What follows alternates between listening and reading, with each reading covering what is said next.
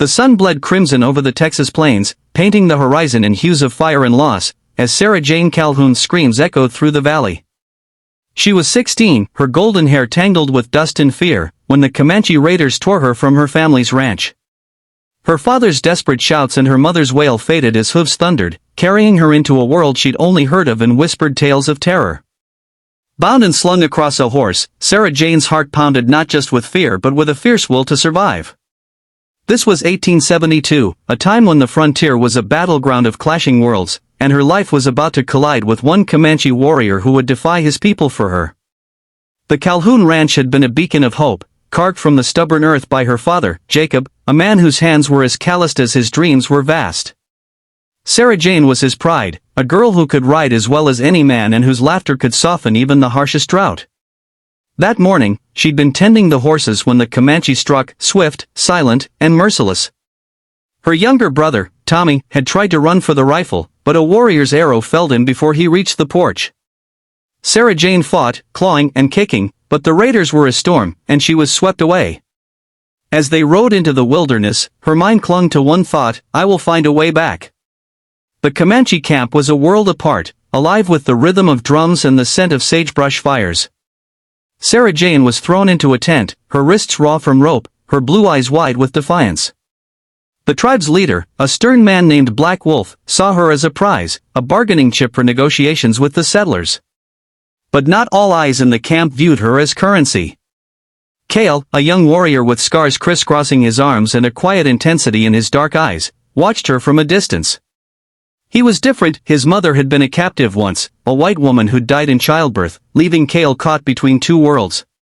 He knew the pain of being an outsider, and in Sarah Jane's unyielding spirit, he saw a spark that stirred something deep within him. Days turned to weeks, and Sarah Jane's initial terror gave way to a guarded resilience. She learned the Comanche tongue, picking up words like shards of glass, each one cutting her closer to understanding her captors. The women of the tribe, wary at first, began to teach her small tasks: tanning hides, weaving baskets, not out of kindness but necessity. Sarah Jane seized every chance to prove her strength, refusing to be broken. Yet the challenge of survival was relentless. She faced hunger when hunts failed, the biting cold of autumn nights, and the constant threat of Black Wolf's temper. He wanted her to cower, to submit, but Sarah Jane's defiance only grew, earning her both respect and resentment among the tribe. Cale was her shadow, always nearby but rarely speaking. He brought her extra food when no one watched, left a blanket outside her tent during a storm. At first, Sarah Jane mistrusted him, seeing only the enemy. But one night, under a sky heavy with stars, he spoke to her in halting English, telling her of his mother, of the stories she'd shared about a world beyond the plains. "You are like her," he said, his voice low. "You do not bend." Sarah Jane's heart, hardened by fear, began to crack open. She saw in Cale a man torn, loyal to his tribe yet haunted by a longing for something more, a bridge between worlds. Their bond grew slowly, built on stolen moments and shared silences. But it was not without peril. The first challenge came when Black Wolf noticed Cale's attention. He accused Cale of betrayal, threatening to banish him or worse. Cale stood his ground, his voice steady but his eyes blazing, declaring he would protect Sarah Jane, even if it meant defying his people. The tribe was divided. Some saw Cale's actions as weakness, others as courage. Sarah Jane, too, faced her own trial, the guilt of forming a connection with a man whose people had taken everything from her. She wrestled with her loyalty to her family, her hatred of her captors, and the undeniable pull she felt toward Cale. The turning point came during a raid by Texas Rangers, spurred by Jacob Calhoun's relentless search for his daughter. The camp erupted in chaos, arrows and bullets tearing through the night. Sarah Jane, caught in the crossfire, saw her chance to escape but hesitated. Cale, shielding her from a ranger's gunfire, took a bullet to the shoulder. In that moment, Sarah Jane made her choice. She dragged Cale to safety, binding his wound with strips of her dress, her hands trembling but sure.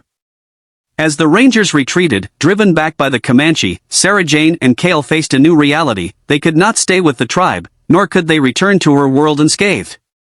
Their escape was a desperate gamble. With Cale weakened and the tribe in pursuit, they fled into the wilderness, surviving on roots and rainwater. The second challenge was the land itself, harsh, unforgiving, and vast. Sarah Jane's knowledge of the plains, honed from years on the ranch, guided them, while Cale's tracking skills kept them one step ahead of their pursuers. They faced starvation, a rattlesnake bite that nearly killed Sarah Jane, and the constant fear of discovery. Yet, through it all, their bond deepened. Cale taught her the Comanche way of reading the stars, while Sarah Jane shared stories of her family, her voice breaking as she spoke of Tommy's smile. They were two souls caught in a world that wanted them apart, finding strength in each other. The final challenge was the confrontation with both worlds. They reached a trading post, a neutral ground where settlers and Comanche sometimes met. There, Sarah Jane's father waited, his face weathered by grief and hope. But Black Wolf's warriors arrived too, demanding Cale's return and Sarah Jane's surrender. The standoff was tense, rifles raised, and arrows nocked. Sarah Jane stepped forward, her voice clear, declaring her choice. She would not return to a life that demanded she hate Cale, nor would she let him face his tribe's wrath alone. Cale, bloodied but unbowed, stood beside her, vowing to protect her freedom, even at the cost of his own. In a moment that felt like the world holding its breath, Jacob Calhoun lowered his rifle. He saw in his daughter's eyes the same fire he'd always loved, and in Cale, a man who'd risked everything for her. Black Wolf, swayed by Cale's courage and the murmurs of his own people, relented, granting them passage. It was not peace, but a fragile truce. Sarah Jane and Cale chose a new path, settling on a small plot of land far from both ranch and camp, a place where they could build something new. Years later, their home stood as a testament to their resilience, a modest cabin surrounded by fields where their children, with Sarah Jane's golden hair and Cale's dark eyes, ran free. The frontier was still a place of conflict, but their story spread, a whisper of hope that love could bridge even the deepest divides. Sarah Jane never forgot her family, visiting her father when she could, and Cale honored his heritage by teaching his children the songs of his people.